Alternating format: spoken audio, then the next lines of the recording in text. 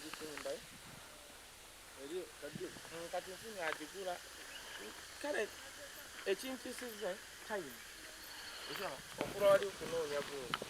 abalabi baffe ku Flashlight UG ku Point Media ne Kai Wisdom Official bulijjo mbagamba nti genda ku YouTube channel wandikamu nti Kai Wisdom Official YouTube channel subscribe onyige n'akadde kyoba okola ku Flashlight UG ne Point Media zonna YouTube channel tukola nazo kubaako content ate n'omulala ow'enjawulo nkusaba ogendeyo olabe ku bantu ab'enjawulo nga bakulaga Uganda we gye yava weeri ne gyegenda nsanyusa obbala bamanya gagenze Kai Wisdom mutabani w'omulala yakulira ku mato omutali mazzi ne Serira akaleero Dr. Nze mulina si bino byatubuuza bubuuza agenda n'atubuuza gwe dokita gwelindako tugende UK nga Richmond atutwala nja kusooka session nga nze nkubuuza kubanga oyagala nnyo tukubya emiggo naye kati nze nja okubuuza nja kubuuza tujja kuba UK nkubuuze session esooka oba gwe nawe banagaana okudda Uganda esembayo kansigale Bungereza sooka obuuze kuba tulaba banafu mena batulaba bana Flashlight channel Uganda Kai Wisdom Official ne Point Media nange neyanza kayenda achazizaako mu farm ne yemite leero tuli mu farm naye kasooka tuyiseewo obulango bwaffe bagamba Christmas eno genda ku Brenda's Beauty World wali ku mabirizi bakoleko embalabe skin bakujjemu obutwa na buli kintu kyonna ku Brenda's Beauty World awo ku mabirizi ate tulina baganda baffe abakunoonyeza ettaka aba Paradise Real Estate bano abantu bamu bino ebyokukuppa ettaka bakuwa amagezi ettaka wosobola oddigula lyolimirako lyozimbirako bakuzimbira bakukola ki gweoba tobeesiga nkubira nze nkutwalewo n'oba toli Uganda gwe nsindika busindisi wali n'omwana owa muganda owa mukwano gwo nga tugenda kwerosi ne mubalooya twabagamba M&J Medical Center wali ekawempe be banno ddala mu byobulamu bwo n'oba oyina kirwadde ki oba oyina ki n'oba bulaaya gamba bugambi nti no bannange mugende ali bakujjanja si bino byagenda bugenzi mu ate si byaweerere bakimanyi fensende ziri friend nejja sigendayo ogambe nti bannange bino dokita nze baakeberako sisita wange Sisenabuule yavuddeyo ne China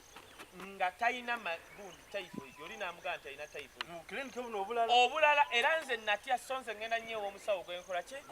gwe neesiga so muyiteewo ennamba zaabwe mujja kuba muzirabaawo ne Haji Kaboggoza omusajja omulombi w'edduwa Haji Kaboggoza ssebo Christmas etuuse ne Kurani mulimu bamitani Isa Masiya ssebo Haji Kaboggoza tukolekoko naffe Christmas waliwo bambi omwana yansabye ennamba ye tugina on the head tugenda kuwa Haji Kaboggoza bulijjo mbagamba nti omuntu yenna bannange ng'ofuba okufubaako ky'oba mu bulamu kyonna kasita totta muntu kasita tologa genda omusajja akulombera edduwa akubuulira ebigenda okukubaako simanya bityasi ebintu eby'omwoyo bwe bino ebya bulijjo ng'ate takubbye takukoze eki Haji Kaboggoza ennamba ya Haji Kaboggoza eri 0772 73 9961 0772 ye Haji Kaboggoza omulombi w'edduwa kakati ngenda gukwata kansembyeyo abasimbi b'emiti ba Rwaz Investment leero tuli Kayunga tuzze okulaga bulijjo tuba Pastor Musumba Success twamuleeta ku channel yaffe era njagala obeebaza mwenna okuva mu America abamuwadde ssente osimba emiti leero twasazeewo ne tugamba katujje tulabe omusajja ono byatugamba emiti gy'asimba program ki gy'alina omwaka ogujja season simanyi no season biri bitya kyekituleese tuli Kayunga ewa Rwaz Investments Limited ewa Pastor Success bw'atannasimba miti nagamba nti Musumba Success yatugamba nti w'omuwa $2,2 akufunira ettaka nga liri okumala emyaka 7 n'akuterako emiti between 25,000 ku 3,000 n'agirabirira okumala omwaka mulamba $2,200 sente entono ng'ate ettaka mugenze kuwera osimba obuyinza musayinize nga liriyo nga bakusimbidde emiti so nziza okulaga nti bano abaagala otubba ne bino bye tugendamu ne Uganda empya gye tugendamu osobola okukwata miliyoni zo 10 miliyoni zo 10 ng'olina eka ezo nnya bwe kinaagaana nga tuzimba n'ekisaawe ky'ennyonyi eno ate Musumba yatugamba ekintu kati era nkirabye wano bagenda kitunyonnyola we basimba emiti bamala ne mu myaka 3 ne batemamu egimu n'olya ssente emya n'ogireka ne gikula so kakati tuli Kayunga jangu ng'otugoberera leero nabagambye nze nkutte kamera wano tugenda kikubala boda bus style tube nga tukimala mangu sebo making sure eddoboozi eryo terivaako kubanga ne libala livaako nze nkubuulira ono dokita ajja kuba akwata cutaways kubanga tuli eno tuli mu kwesima bwesimu yeno Kayunga abantu balageeko eri tutandise fesitadde yaffe tuli ku kibira kino eky'emiti kyokka olyoka olabeko abantu b'enogera ennusu ate bakulage n'ettaka eddala n'ebiringa ebyo kati gweoba oli Bulaaya oba oli Dubai oba oli mu Amerika oba oli Bungereza saagala obeerawo ogambe nti nno bizinesi zannema Uganda gyannema emiti gigi n'abasajja baasinga emiti n'okera bukezi n'ogamba nti njagala emiti 1000 ojja wano ne bagikuuza si kyekyo taata ng'okwata musumba sooka ojje musumba ono naye bansi simanyi mala okuva ku mmotoka no problem musumba nsanyusa okukulaba leero nze ndi mu mitambo dokita agambye ajja kukwata cutaways dokita aheebwa bannanga ali ku kamera yakubiri kakati sebo dokita semberako eri omusajja oli takwata naawe laba mukubonaabona kasita sikufa kakati musumba nsanyusa okukulaba kansubire tolina korona yono musumba naye abayirayo tudde eno mumudde eri mu kasana temujja tukubya kasana enkofiira gye mulaba gye nyambadde eya Brenda's Beauty World obe ng'ogyetegereza bulungi musumba bano bangaye tuddire ddala mu miti bulijjo mwogera emiti guno ngambye gwa mwaka emeka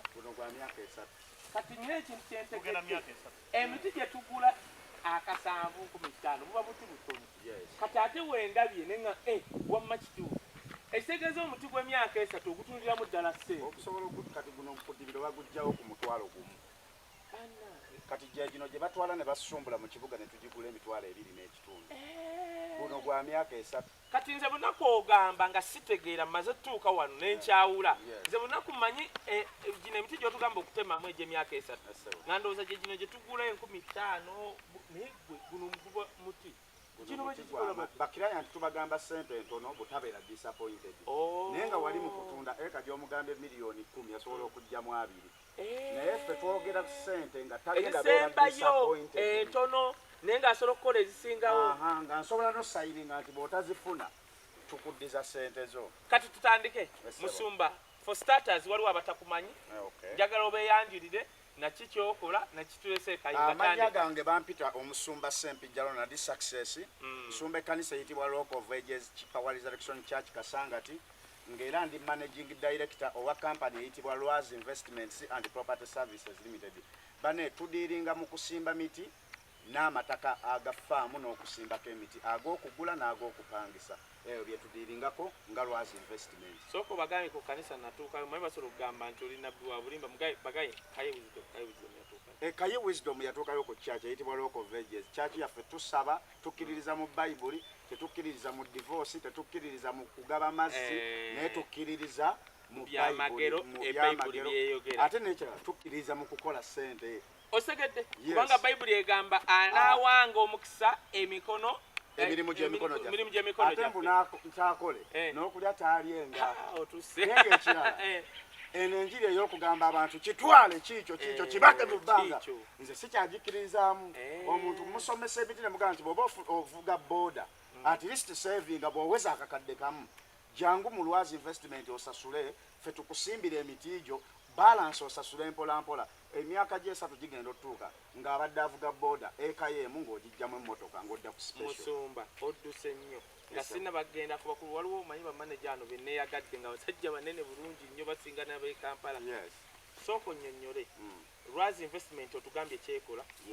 esimba emiti ekola kinze bunaku nkyogerako esimba emiti n'egirabirira then bw'oba nga toyina ttaka ng'olyagala erya faamu ery'okugula n'ery'okupangisa tugayina ne bw'oba oyagala square mile namba n'oba oyagala kugula oba kola ne bw'oba oyagala kugula ng'olina obusobozi obugula ng'ogamba nze njagala ngule mumale munsimbira emiti ku ttaka lyange tugayina then bw'oba oyagala kupangisa nga toyagala simba miti naye ng'oyagala kulunda nte ezo oyagala eka 10 eka 2 era tugayina etegeeza Lwazi Investment n'oba oyagala ttaka era kiwedde kati musumba Estate Company Limited oyagala ploti mu Uganda oba oli Bulaaya weesige Paradise Real Estate Company Limited tukuguze n'okuzimbira tukuzimbira ate ne tulabirira ne site okuva kutandika paka kumaliriza tukukwasa ebisumuluzo nkugambye ebibyo biteredde tutukirire wano Kasangati ku mita 2 okuva ku Equity Bank kumpi ne kooti oba tuweereze obubaka ku WhatsApp oba ku baku nyonnyola kino bulijjo ŋŋamba abantu nti lwazi investment bw'okwata miliyoni 2.5 nga toyina ttaka bagenda ne bakupangisiza ettaka ku miliyoni zo 2.5 ne bakusimbirako emiti bituni 25,000 ne bagirabira okumala omwaka mulamba ne bagikuwa ku miliyoni zo 2.5 nyonnyola ekyo kakati abooluganda abatulaba mwami Kaye bwe twatandikira zaali miliyoni 2.5 naye tugenza okuzuula nga emiti gye twali tusimbira abantu ku miliyoni 2.5 nga kale bagijeregamukko baguyita South Africa kati waliwo omuti guno era ntambudde nagwo singa owa kamera asobola okunzuuma jangu ogulabe kangukwate guno buzumire bulungi tugenda kulabawo enjawulo kati omuti guno baguyita Kroni ndetera South Africa muzeeyi manager tata leta guno omuti gwe bayita South Africa kati tubadde ku miliyoni 2.5 tubadde tusimbya guno omuti guno gwa bbeeyi ku seedlings kati nga tunnyonnyola abantu nti bwe oyagala tukusimbire Kroni zijja ba miliyoni 3 nti guno bwe tugugula ku bed guba expensive gudabolinga guno ebbeeyi kati ate guno gwe bayita GU7 guno gutripolinga guno gwonna kati guno omuti guno gwe bayita GU7 bw'ogenda ku bedi okusimba ekemu weetaaga miliyoni 1.7 kati guno okusimba bedi okujja ku nasale bedi z'abantu ekawanda tubale tugugirayo ku miliyoni 1 kati abantu ne tubannyonnyola naye abantu ne baagala nnyo omuti guno manager jankwate omuti ne tushiftinga okuva ku miliyoni 2.5 ne tudda ku miliyoni 3 kati mwami Kaye waliwo opportunity endala toyise ettaka waliwo omuti guno gwe bayita GU7 abamanya ebyakalitunsi ojja gubuuliza muzeeyi linda katono nnyo amanya abantu tebaagala kujja waliwo guno gwe twatandikirako South Africa abatulaba pastor agamba guno omuti gwa South Africa gukula oba mpolo baki abantu babadde bakomplainingako kakati nga waliwo ono Kroni asinga South Africa ono akula speed era nga wabbeeyimu kakati ono South Africa nze mudibiza tetukyamusimba kubanga abantu bamukomplainingako akula mpolo eyo miliyoni 2.5 kati waliwo Kroni ne GU7 kati nnyonnyola kati ekitegeeza gwandaba bino soko biteeke wansi ebikula empula kati tuli ku South Kroni ne GU7 nnyonnyola kakati abatulaba lwaki mpise mwami Kaye ne media team ye okujja mu guno omwezi ogwa December tukole live tunnyonnyola abantu tubale tubasimbira Kroni ku miliyoni 3 ono GU tetumwogerangako mwami Kaye kubanga ono GU nga tubadde tugambye tumukusimbire nga tukuwalize ettaka emyaka 7 tugenda kuteeka ku miliyoni 1 nga tetukoze nasale bedi okumujja ekawanda kati opportunity eriwo kyenjagala obagamba nti tugenda basimbira GU ku miliyoni 3 naye buli agenda okukola deposit mu December mbadde ngamba okibaza otya kubanga engeri gyewagunyinyonnyodde kubanga kati kiringa okugamba nti ogenze ku bedi y'omuntu n'ogamba mpa ajja bala ebiseera abala obuveera abala biki naye twagambye bakiranti baffe mwami Kaye batuwagidde era weebala omulimu tubaagadde era bakiranti baffe tubeebaza mwebale kutwesiga omuntu n'abeera ebulaya n'atasindikira muntu w'essente n'akusindika naga musumba nkwesize kakati ye muzeeyi wange oli ow'ekiwenda gwe twagenda yani erinnya ndyerabira muzeeyi nkulamusizaako ow'ekiwenda erinnya ndyerabira nze nateekamu erinnya ye dokita nno gwe twagenda eyampa ssente ne tugenda ate ne tubala n'ettaka lye yali tamanyi weriyita emiti eginyirya giti namuseniga nangamba kana akatundu akalala kewamwongerako ayagala tukasimbe era agenda weereza ssente ze wiiki eno tumukolere nasale bedi ya GU namunyonyedde GU n'agamba ogwo gweyagala gwejja muzeeyi oyo mwesiryeko kubanga olaba manager omwami oli yasindika ssente n'azimpa nga omanyi omuntu nga tomulabanga era simulabangako tankubirangako ku vidiyo nti mukyala wange buuno naye nawulira essanyu nga tugenza osimba emiti nga n'ettaka lye n'akozesa omukisa n'amanya n'obunene bw'ettaka lye najja ne saveya n'agamba mama weewale ate n'akuwa ne ssente za lwazi n'ampa ne ssente za lwazi nga toggyeko wadde 10 n'akwesiga kati oyo namwesibako nnyo naye nzituusa ne basimba emiti kati labayo ate kati ogenda yuka abali eyuka ogenda kwogera nabo abasobola asinga ofunirayo enkofiira ngene ya Rwaz Investment tugenda zikola ne t-shirt on challenge Brenda akuchallenge kati abaye mwami kaye abali eyuka bagenda oba mu kivulu kyo bategeke sente bazikuwe oba sekyo abana aba basobodde ozisindika before nga tonagenda tujja bawa empapula zo ogende nazo ffe tuzisayininga wano neba next of kin baabwe then nozibatwalira nabo ne basayininga mwe abali e UK. Kati obadde ogamba kino nti mu December muno ogambye waliwo window of opportunity gy'otaddeyo nti GU7 ow'obuseere ogambye ayina miliyoni 3 ojja musimbira eka mweno singa abukinga mu December eno ne tumukolera bed batandise twakayiwa bed emitwalo 3 batandise amataka tuli musasula muzeeyo oyo muzeeyi namubuuza bagenda mulaba nono twatandise osasula abantu baweereza deposit wa sente basebo ne banyabo ku miliyoni zo 3 osobola oweereza akakadde kamu n'ekitundu mu December ne tusasula ettaka lyo ne tukuwenda gaanozo ne tusasula chairman ne tusasula buli kimu bano bonna ba manager bateekako emikono then ne tusasula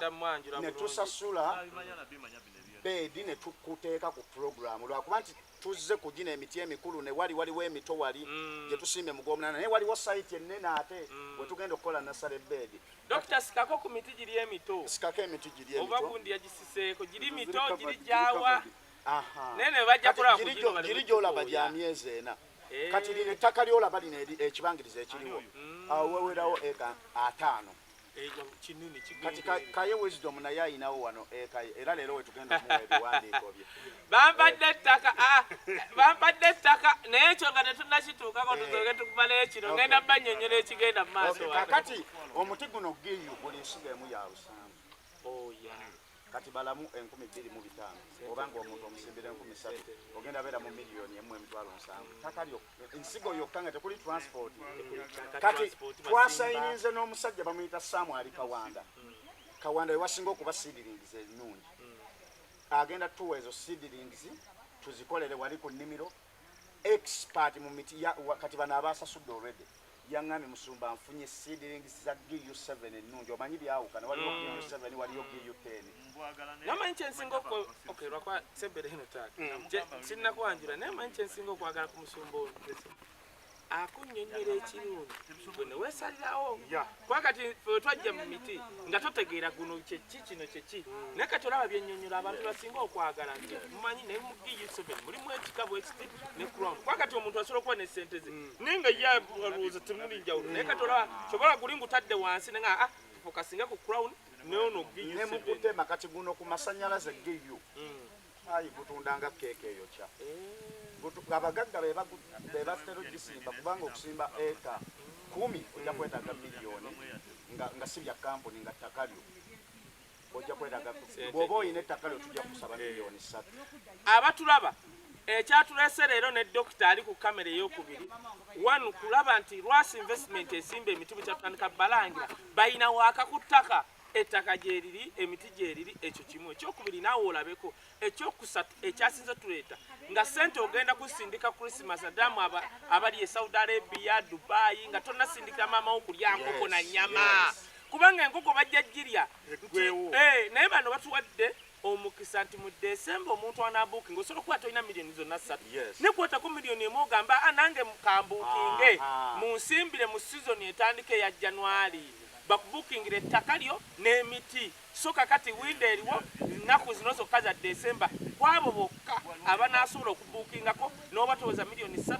bakusimbire gino emiti gya GU7 kati mwami kaye abataabuukinge tugenda basimbira kuloni ku miliyoni 3 kuba ono tetumuyiwa nga siwa oda nga Uganda wa pay kizudde nti bamaama bangi beemulugunya ku nsusu zaabwe tezirabika bulungi abakyala tukaddiye mangu nnyo okusinga emyaka gye tuyina kale nze nkutegeeza nti weetaaga okulivaasinga olususulo weetaaga okuluzza obujja olususulo kalu nnyo obujjanjabi bwonna bwe weetaaga okutereeza olususulo weebuli ku Brenda's Beauty World bamaama bangi nnyo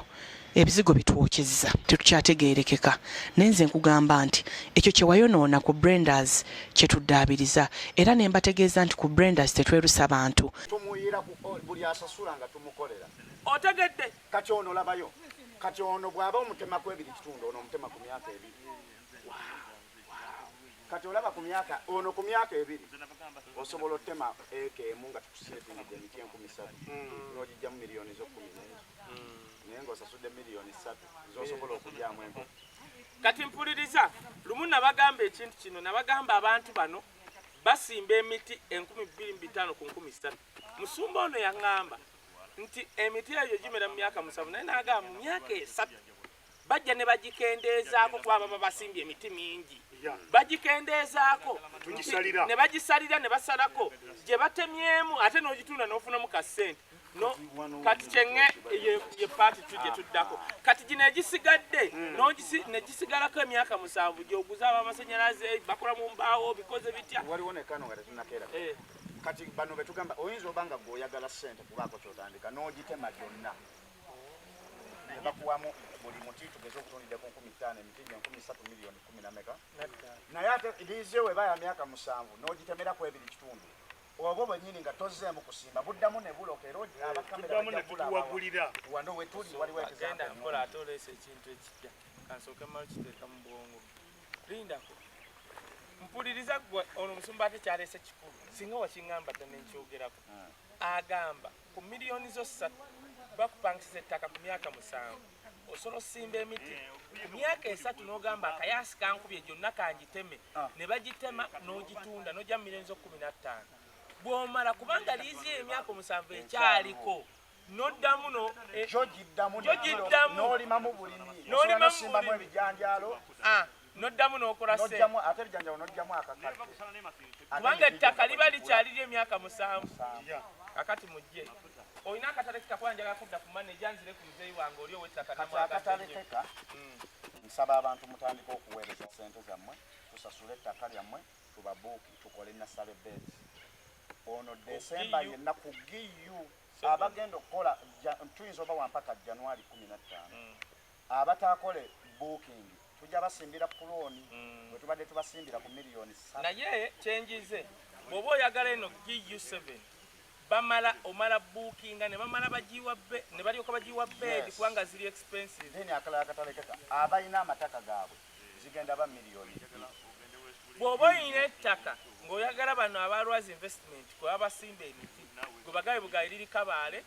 naye ye Kabaale wala nnyo naawe sente ziba zeeyongeramu nga bajja basimba ye Kabaale nga bakuterayo emiti nga byonna biggwa bajja kuddayo balambule full stop ng'obakubira oba oyina ettaka lyo sente ziba ntono kati bano abalina amataka gaabwe buli eka ogenda kukola deposit wakakadde kamu tukuteeke ku nasale bed ojjuza foomu buli kimu bajja birabaawo nga ntusiza okuwa ebiwandiiko then ekirala kyembadde nerabidde waliwo omukyala mami ali eyo alina eka ze5 eyo ebbaale mami owe UK leeta deposit tukusimbira eggiyi waliwo omukwano gwo bamuyita Julius alideni maka yaŋŋamba agala eka ago eka 2 kembadde nerabidde bannaaye mukama mulungi wano we tuyina liizi zino eka 5 ezisigaddewo era muzeeyi nannyini ttaka agenda kukyogerako tuyina opportunity y'okugulawo myaka 4 kati kansooke nkabannyonnyole ne bw'oba toyina ssente zigenda kugulawo myaka 4 emiti gyo myaka 4 otema butemi eka y'emu esobola okugulirawo eka 3 ku ttaka eryo kitegeeza nti mu buli ngeri yonna bakiraya baffe ettaka ebanaaba batuusizza okutunda tugenda ligula oli atalina ssente tumugaa katutunde ku miti gyo tukusasulire ettaka bakuwa ekyapa kyo ye opportunity kati mukanda wange Julius ali edeni maaka wandibadde tofiirwa mu kisa guno kubanga ofuna ku ttaka eryo waliwo ne musumba Michael we UK muganda wange musumba Margaret kagwa mwesigwa yakuzaala baŋŋambye wakubidde John noonyeza wisdom musajja w'emiti oyo gwagamba so yono omusajja w'emiti musumba yono musumba kubanga ngoberera nnyo bambi omusumba ssebo nkutumiddeko mukama musumba yamuzaala ye musumba bamuyita Mike UK kati mbadde nkusaba kati ffe kyaki yaffe tukola project y'emiti era tusuubira kyaki okubanga mu myaka 7 tugenda ba mu biliyoni nga kyaki tugikoledde investment. Sebo mutabani w'omusumba Mami Mugambe Mike UK mama Mugambe kyaki agikolera investment. Fere tugenda yimiryanga tugamba abantu tusonde ttaka. Sente ze baleeta tuzi investinga mu kalika. Sibudde buno kyaki yaffe erimu eka munana. Nga sinagenda wa manager soko oyogere kino. So Dr. Chimbuzizaako mbadde ntimuddamu. Abantu bagambe emiti egyonoona ettaka aba pine soko kinyonyereko. Kakati waliwo abantu abacomplaininga ku kyemiti. Nti emiti gyonoona ettaka kati wano ogiraba gino soko ogiraba ettaka weriri. Kitegeeza bwe tugitemamu oteekamu buteesi kasooliwo ngadda bino ebikoola bino bireeta obugimu. Naye omuti gwe bayita pine era sosobola gusiima ne bompa miliyoni 10 buli eka kubanga ettaka tulyonoonera. Buli obuddo bwa pine obukoola bulimu obutwa. Naye kati bino ebikola bya kalitunsi bireeta obugimu. Era tujja balaga kati abakiranti baffe abagenda okutema bwe banaaba batema tujja kusimba kasooli tuleete kamera tubalage ebikonge eti bino bya kalitunsi naye laba kasooli bwanyirira. Nsumba soko oyogere ennamba yo omakati ga shiri. Ennamba yange ya WhatsApp eri 0776 99 16 03. Office ya ndinako giddemu mpola mpola. 0776 99 16 03. O WhatsAppinga ne twogera. Office yaffe eri Kasangati mu Buyinja zone eriranye ddala ku kyaki. Kati Nsumba nja kuddira nsaliso okula manager nkweyanziza nnyo kubanga ku bodeyo ndaba tusobola kuwuza kubanga banne kati gwani taata amanya gange nze Tabu Ali ndi manager wa Lwazi investment ene Kayunga branch. So tuli makalitunsi era nga Musumba bwanyonyodde nze ndi manager okumala emyaka 5 era nze omu ku basimba komiti gino era tulina enkola gye tukolamu nga tumaze okusalamu egisooka. njagala onyinyonyereko olage ku kintu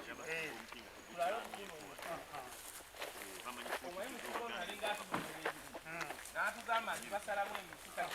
tebasala kati bwe tumala osalamu emiti gyo tusooka ne tusalira bwe bayita okutemera tugiwagula kino. manager soko olindeko kino kyonna ekibira bakisimba nga mulimu emiti gino gyonna oli najja n'asooka atemamu afune ku z'okulya n'atunda. Kitegereka muzeeyo kikutte bulungi kyekiri Musumba kyagamba timusimba emiti 15,000 naye omuntu atemamuko n'atunda mu myaka 3 kasedeke ne kadda. Kitegeeza nti olwaliro bw'atemamu wano asobola okuba nti abadde ne yiika 4 eza kalitunsi n'ayongerako endala 2 n'aweza eka 6 ng'ajje mu nnimiro emu eno onfuna bulungi kakati n'ayongerako ate ettaka n'asimba eka 2. Kitegeeza abadde ne eka 4 n'aba ng'alimu eka 6 onfuna bulungi. N'abayongerako nga 4 kubanga kati engeri Musumba oyo gy'ayibalapa omuntu aba akolera ddala. Kati kyekino kye bayita okutema era ndowooza biraba zonna gundi kino ekibira ky'emiti bakitemamuko twakitemamu oli n'atunda n'afuna ssente era n'ayongerako. manager njagala abantu bano abatulaba e Bulaaya oba nnyonnyole osangibwawo e Kayunga ova ku abantu baagala nnyo okumanya nva ku mutala guguno nva ku kuno. Kakati manager nze Tabu Ali nsangibwa mu Kayunga muno so ekyalo kwenva kiyitibwa Nsambya. Oli mutuuze wa Nsambya? Ndi mutuuze w'Ensambya. Topangisa? Sipangisa. Kati otujja mu zooni y'Ensambya ku kyalo yeba zooni kiba kyalo LC Nsambya. Roni Mark ategeerayo.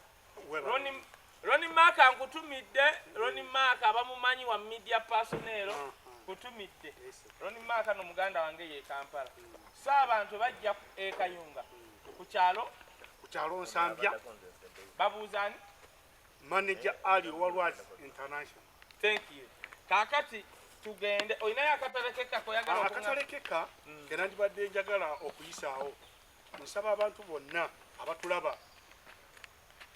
beekubirize kwatayo ekitono ekyo ky'olina. Togamba nti nina kufuna sente nnyingi ndyoke nnime. Musumba akunyonyodde n'akugamba newoberayo deposit ne miliyoni 1.5 tandika okukola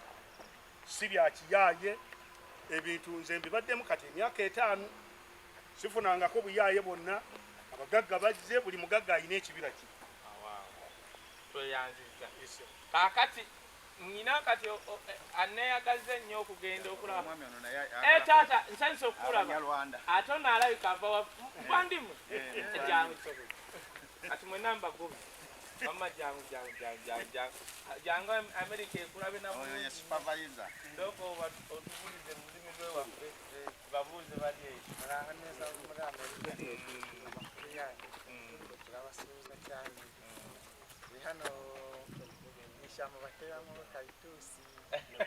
kati mu Luganda badde njagala kukakasa nsanyusa okukulaba mwebale banaye kulima amannya kati gaddemu bulungi nnyo kakati kakiko yagala okuŋŋamba wano kusimba miti bagambe Amerika ekulaba Bungereza ekulaba oba balamusaako oba banyonyolako ate balamuse abantu bajja kubira musumba bamugaye soko otuddize mubandimwe waffe oyo abeego kyatugamba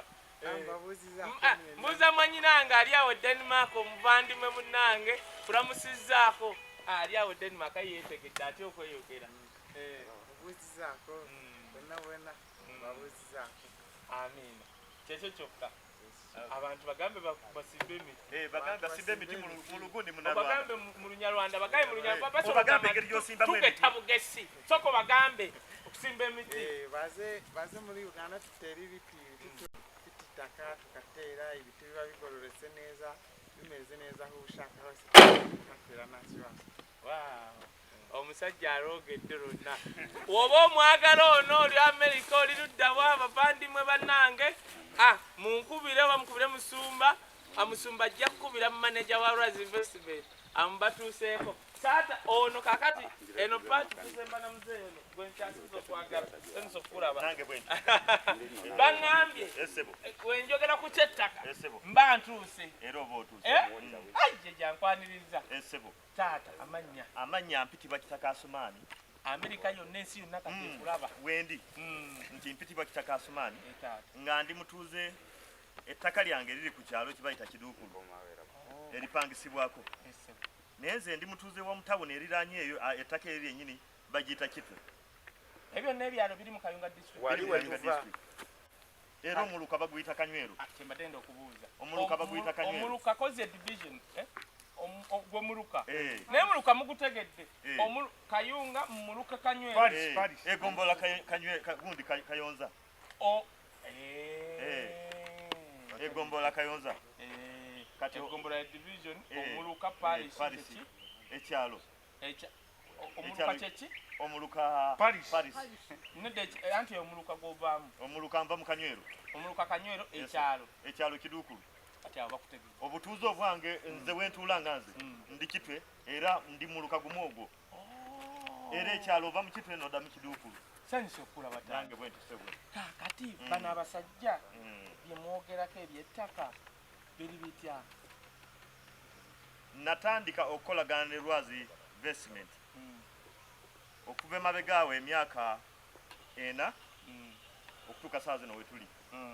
nti ebintu bino byonna tukoze ne Lwazi nga be bampangisaako ettaka lyange bannyimiriza okupangisaako abantu taata katono nnyo ngamba ono boosi wange kangamba ono boosi wange tofaayo tojja kukundi mumpe eddakiika 3 mbatuukako kaawo mmaliriza bano abakulu soko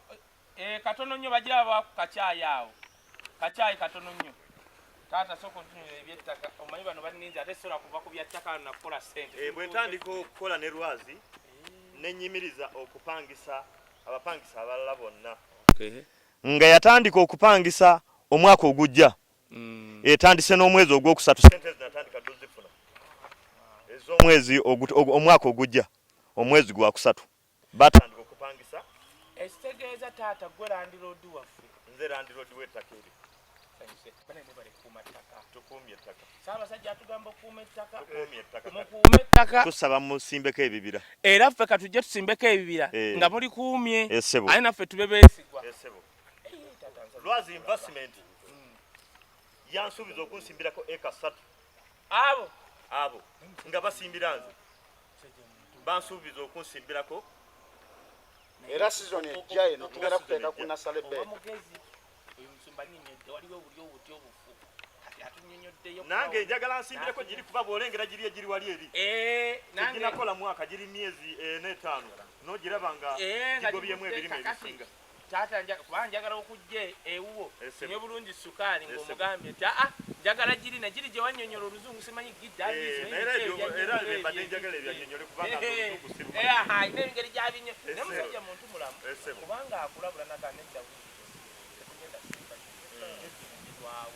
temwagalako buntu era agenza ajja ne bakilayanti be ng'era banyonyolera ne kusamba kw'abasimbira emiti n'agamba kino ekifo kyetaaga miti gundi kino ekifo kyagalamu emiti gundi bwe kityo era omulimu oguli kusamba munene nnyo nga bw'owulidde omusajja omunalwanda bw'akyogerako nti emirimu gino gyonna agenza agikola nange nemwegomba naye lwakuba nti oluusi ensimbi ze zituwa ne tugaba ebifo naye ng'oluusi twali bali tubikozesa ne tuli baavu mukyo kati ne tuwa ababisobola naye kiba kikulu dokita sooka ojje wano tumalize eno paati esooka kankule taata omanyi lwaki kiba kikulu ettaka kati nga ebagamba okusimbira omanya nti nno nyinawo kasente ekyokubiri oba totuuze kyopangisizza kintu kikulu nnyo kisinga nti ate tunda ate bitya naye kasita bagenda okutekerako ka bizinesi ettaka obulamu ne butambula kirungi nnyo taata tweyanziza nze sawa yonna nzijewuwo dokita jamu tusimbire wanaabana bonna abagenda okukola deposit mu December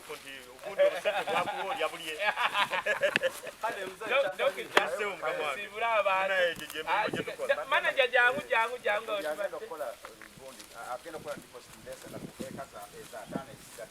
mujalabako erinnya ly'omwami okitaka Asumaani nga nanyini mujja kwetegereza endagaano zammwe then mbagambye bano abali e UK ogenda batwalira endagaano zaabwe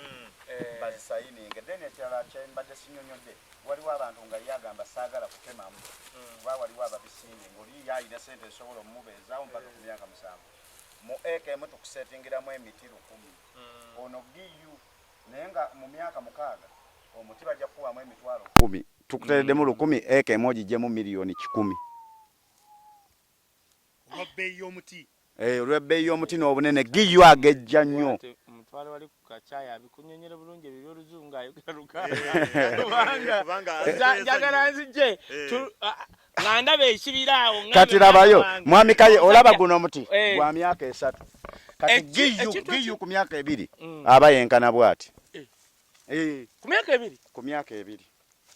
aba yenkana bw'ati kati gwe myezi emeka kuva gwa 8 oli myezi 4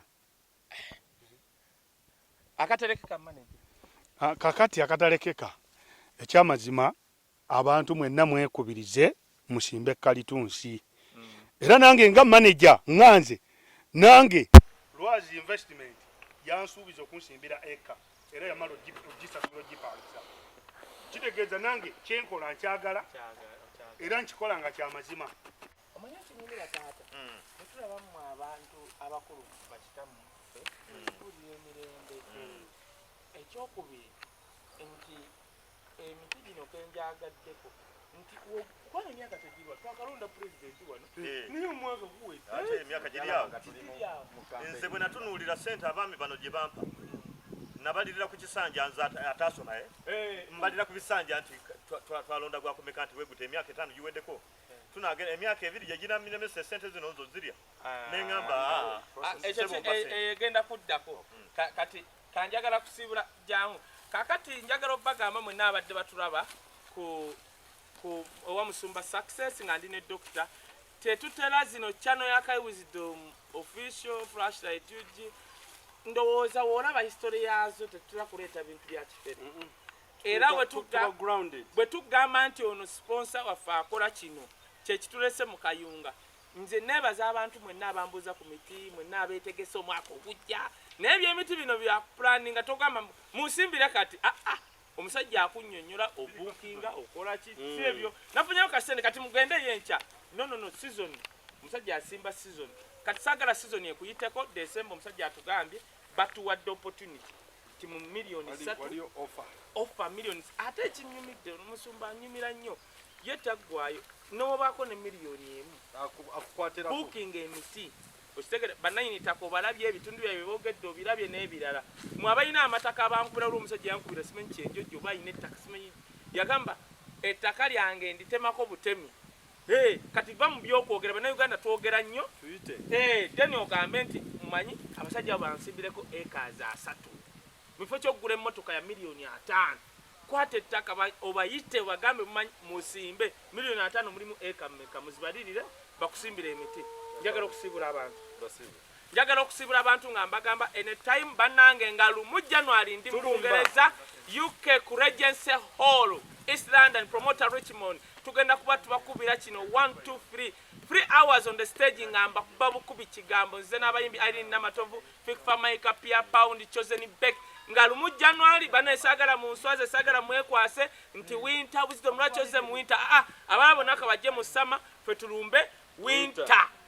nga lumu January njagala okwebaza mwenna waliwo mukwano gwange yanga ngenda kuva Newcastle wadde wala nnyo tulumbe ngenda kubeera awo tugenda kukuba byonna tugenda bikola byonna gwe byowulira byenakubuzo n'obiddamu gwe tofaayo so enamba yange osobola kunkubirako ku simu it's a WhatsApp ng'olina kyombuuza anything eri 070 0701 49 40 39 ye namba eri ku WhatsApp njagala obbasibula nga mbagamba soko ene yange alaba kyo kunsuka okay kuba kweye kozi bonchaziza eyange erizo 772915165 eri both ku WhatsApp and direct call I would sort of take ebibuzo byo obwembuza kayebo or something of that kind nijaja bya rugaba anatera okwera obulungi kyakabinye mwe abalinya bamuwagidde tonda abatukumire paka mweraba